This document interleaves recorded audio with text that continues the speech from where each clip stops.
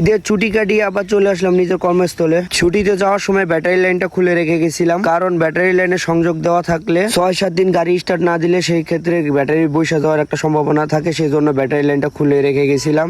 তো আইসা ব্যাটারি লাইনটা আগে সংযোগ দিলাম, তারপরে সাথে সাথে আবার মোবিলের চেক ইনের একটা বিষয় আছে, সেই জন্য মোবিলটাও চেক দিলাম। কারণ দীর্ঘদিন যেহেতু গাড়িটা বসে রয়েছে আর গাড়ি স্টার্ট দেওয়ার সময় মোবিলটা অবশ্যই চেক করতে হবে। ইঞ্জিন অয়েল, ব্রেক অয়েল, পাওয়ার অয়েল সবকিছু চেক করার পরে এখন চাকাগুলা চেক করতেছি। এতদিন গাড়ি বসেছিল, হঠাৎ যদি কোনো চাকা চোরা লিক থাকা অবস্থায় পাংচার হয়ে থাকে, সেক্ষেত্রে রাত বিরাতে কোনো প্রোগ্রাম দিলে চাকা পাংচার থাকলে তো রাত্রের বেলা বিপদে পড়ে যাব।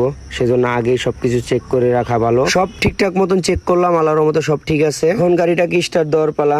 তো সব যেহেতু চেকিং করছি, তো এই গাড়িটাকে এখন স্টার্ট দিয়ে কতক্ষণ স্টার্টে রাখি। সম্পূর্ণ হাওয়া কমপ্লিট হওয়ার পরে গাড়িটাকে এখন ডাইনে বামে আগে পিছে দিয়ে সম্পূর্ণ চেকিং করা হইতেছে, কারণ যে কোনো মুহূর্তে প্রোগ্রাম দিলে যে অনায়াসে গাড়িটা নিয়ে প্রোগ্রামে যেতে পারি।